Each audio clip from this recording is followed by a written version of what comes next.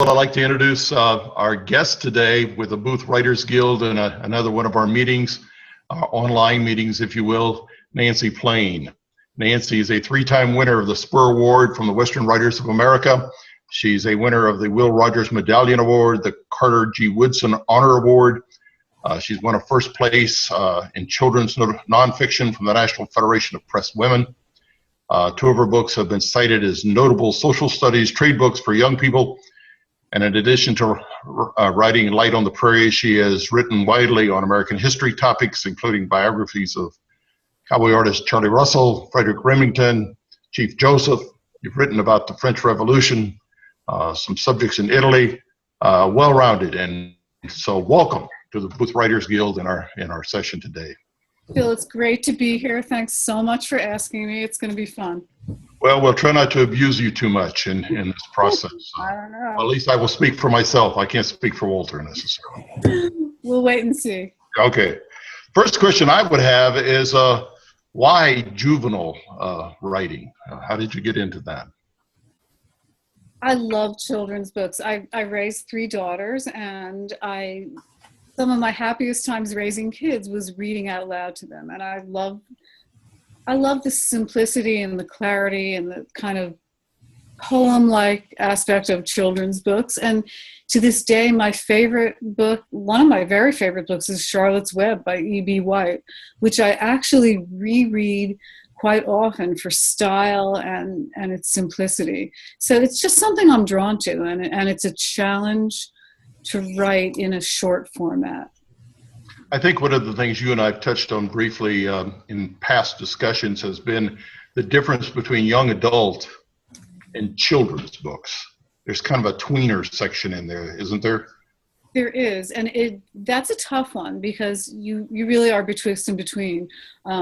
A true children's book, an illustrated, a picture book is, I always think of it like a poem. Mostly what I do is for the YA or young adult audience, which is very different from a true children's book and different again from that middle grade book, that middle grade area, which is very hard to write for. But I'm mostly YA these days. Right. Okay. I guess I have to ask the question, at least in your early days, and I don't want to date you, but in the early days, go ahead. You wrote about the French Revolution and Italy and various other things. You're in New Jersey. How in the world did you get to Charlie Russell, Nez Perce Indians, Chief Joseph, and Frederick Remington? I love the question, Phil, because I ask myself that question a lot, and I guess there are many reasons. One, I've always loved history. I love horses and the history of the West, and horses are a natural. I basically love American history more than other kinds of history, and Western more than any other kind of American. I've taken trips out west. I camped in Alaska. I've gone to the national parks with my family, and those were just the best vacations ever. There's really no place I'd rather go on a trip than west. And I love the drama of it. I love the excitement of it. And, as a member of Western Writers of America, you know what great writers we have in our organization. Turns out that way before I'd even heard of the organization, their books have been on my bookshelf, and I've been reading Western history for a long time for pleasure. So. You've won Spur Awards for Chief Joseph and Nez Perce. You've won the Spur for Charlie Russell. You've just recently won the Spur Award for your work with James Audubon. One of the fascinating things that I like that you've done is the one on the photographer, Solomon Butcher. How in the world did you get it tied up with that subject? When you read a lot of history, as you do for enjoyment, you come across characters, and, in my head, I have this little file of, my wish list of who I'd like to write about next, and he was always on my mind to write about, as was Audubon. And Solomon Butcher was a lot of fun because he was such a kind of quirky guy, and his photographs are so famous. and iconic, and everyone knows the cow on the roof and certain other of his, really iconic photographs. But it's interesting that not a lot of people know his name. So I thought it would be a good topic to connect the name and the man and his actual life with his incredible photos of the Sod House era. I think it's only fitting that you be speaking to us today, since the Booth Writers Guild is so closely tied to the Booth Western Art Museum, and your work with Charlie Russell, Frederick Remington, now Solomon Butcher too, ties that art and that photography right back into the museum that we're so heavily involved with. Well, I want to get down to your museum, and it looks wonderful. I looked at the YouTube clip on it, and I looked at the website, and you have an amazing collection. And it's a must-see for me. It really is. One of the questions I would have for you is, you're writing to young adults, mm-hmm. at a time when video games and other assorted distractions, if you will, are out there. Does that create a challenge for you in your writing to be able to make it so interesting that they read it? And you're tied, I would think, somewhat with the fact that this is nonfiction. You can't just make it up and make it exciting if it's not really exciting. Right. Well, that's the challenge, right? And I think that it would still be that challenge if I were writing 100 years ago, before iPhones and videos and all of that modern technology. It's always the challenge for fiction and nonfiction, obviously for fiction, but also for nonfiction, that you're always telling a story. And even though it's, you have to throw in a ton of facts, if your reader doesn't want to turn the page, what good is it? So that's the challenge. And part of the way I try to meet that challenge is by choosing characters who are just so interesting. I try to let them speak for themselves. And so far I've been lucky to find characters who speak for themselves. And I just kind of, as a writer of their story, my job is to set the stage and put their story in historical context and just let it rip. With Audubon, he was such an over-the-top guy, and his writings were so dramatic. He swung from despair to joy in 2 minutes. I let him do the talking. How would you differentiate how you write from writing fiction as Phil and I do? That's a mystery, because I don't write fiction. I remember one year I tried to do it, and I just wasn't happy. I wasn't happy getting to my writing every day. And after a few months, actually it wasn't anything like a whole year, I just realized I'm really nonfiction.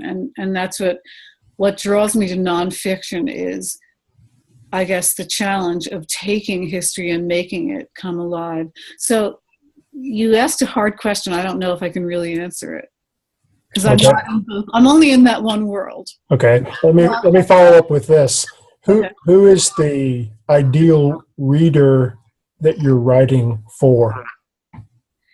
A curious young person who loves a good story and who is interested and curious about the past and the mystery of the past, and a young person who wants to know what it was like to be a wrangler in Montana, or to be a naturalist in the Kentucky woods.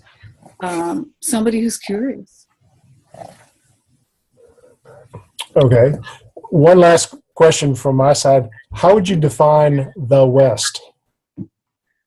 Oh, that's a great question, because Western Writers of America is always discussing that. Our members are always talking about it. The West, there are different ways you can think of it. You can think of it strictly geographically, or you can think of it as the moving frontier. And, in Daniel Boone's day, if you crossed the Cumberland Gap, you were in the West. So it's really a question of how you yourself define it.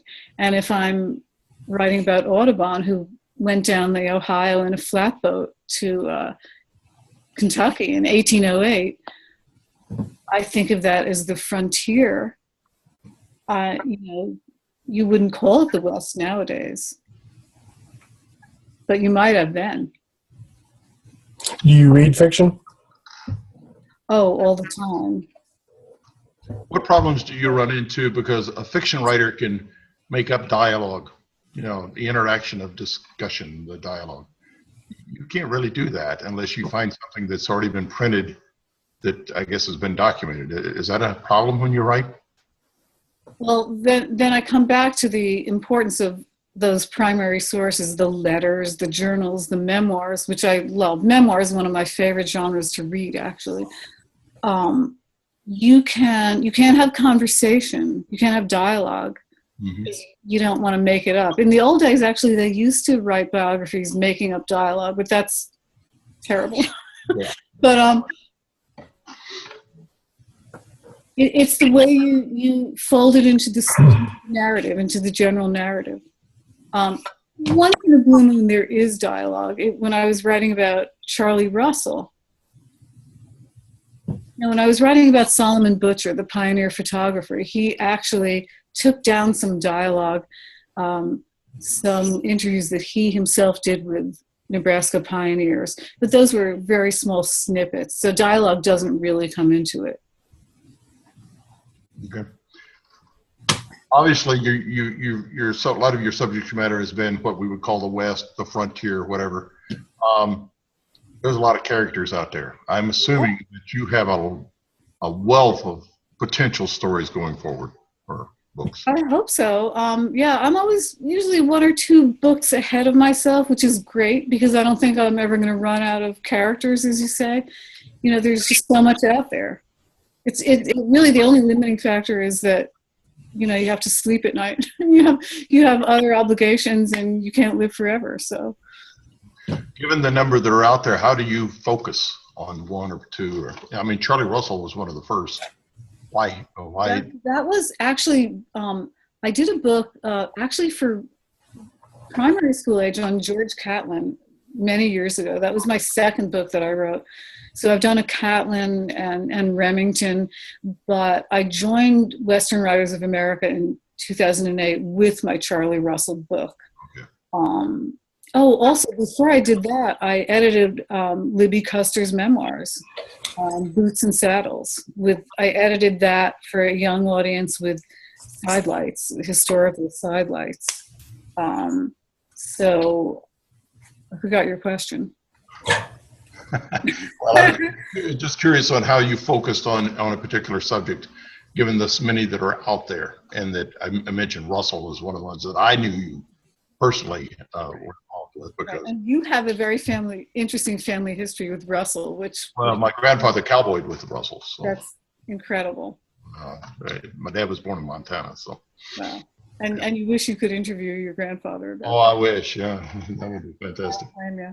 How do I focus? Well, I just, it has to seem right. I get the feeling that this is right, that I can do this, that I have enough primary material, that it will make a good story, and then I just move forward.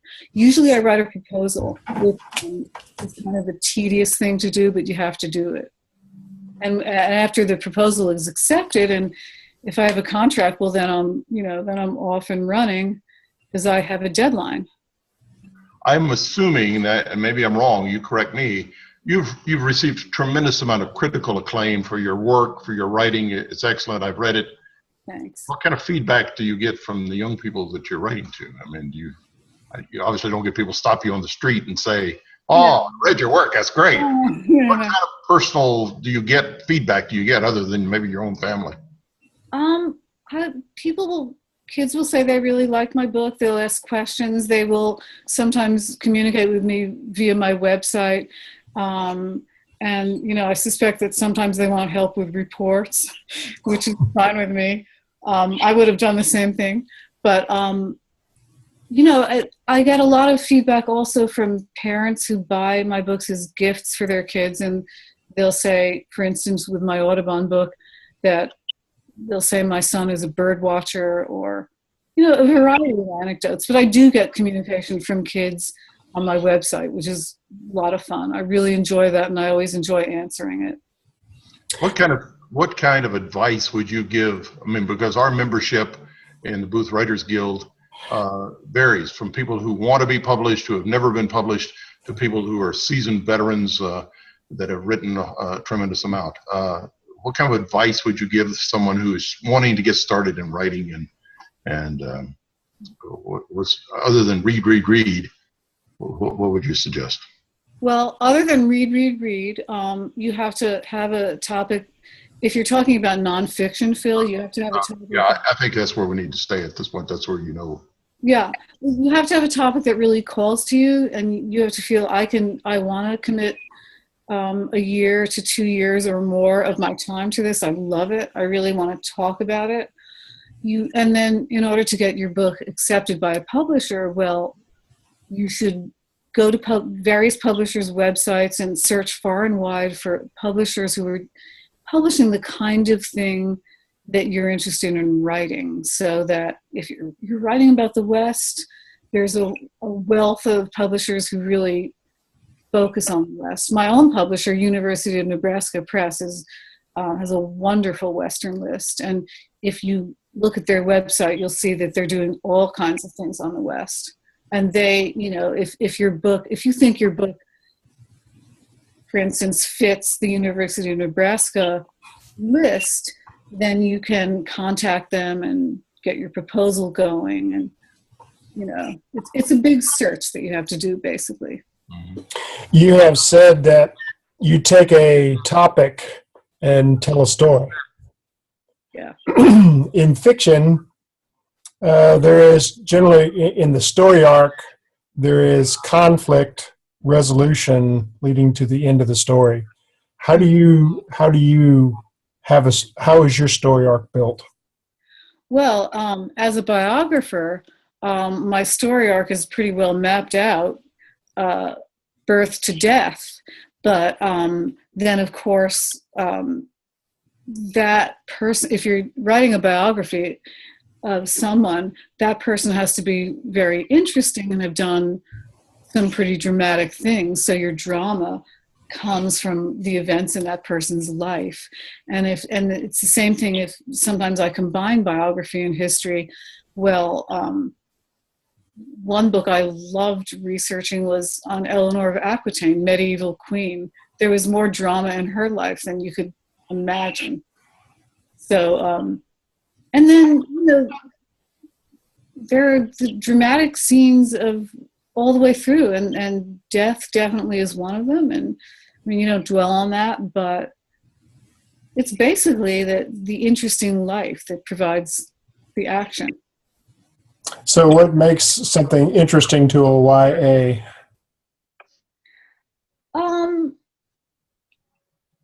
Well, now you're making me think.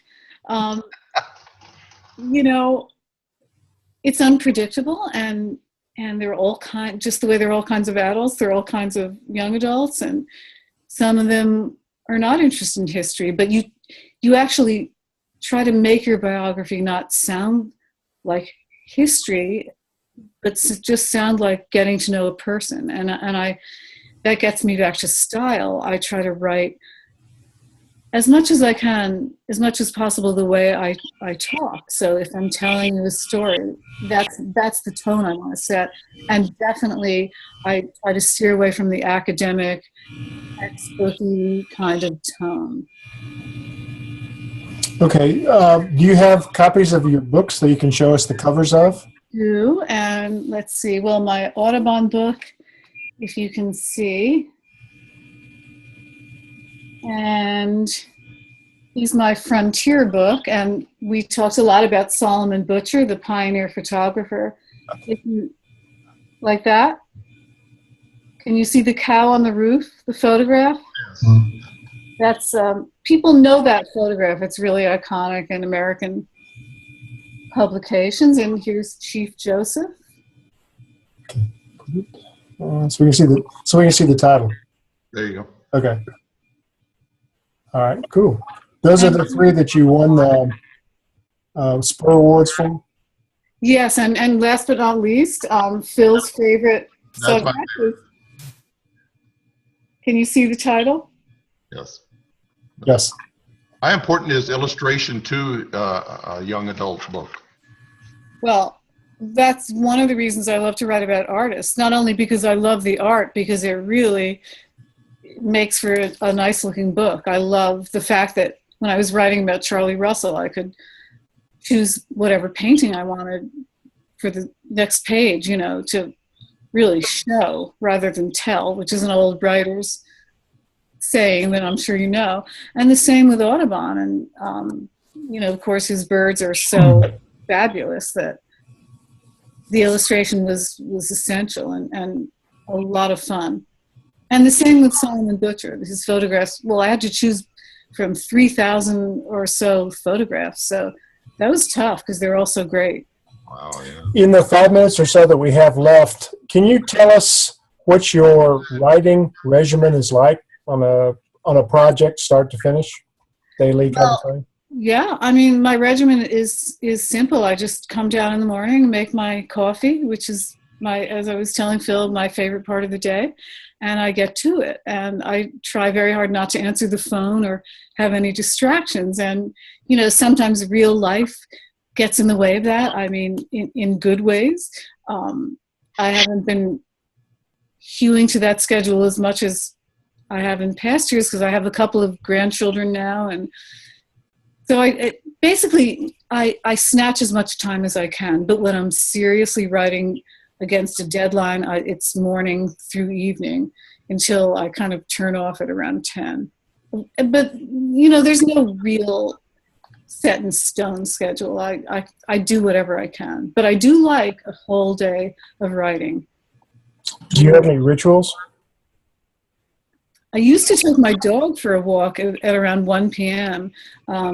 Unfortunately, she died last summer, but I have to think about getting a new little writing buddy. But that's a good ritual. Do you have any superstitions, like you wear a certain hat when you're writing about painters and a different hat when you're writing about queens in Europe?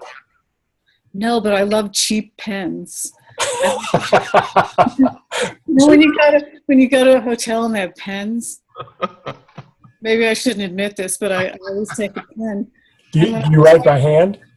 Yeah, I do, because I've been asked this question before, and why don't I write on the computer? Well, it's because I don't think as fast as the computer goes. So I write by hand. I write it chapter by chapter. I write by hand, and when the chapter is, I feel that it's 85% there or 90% there, then I go to the computer, put it on the computer, print it out, have my chapter, and then I always go back with additions to that chapter by hand, kind of my template.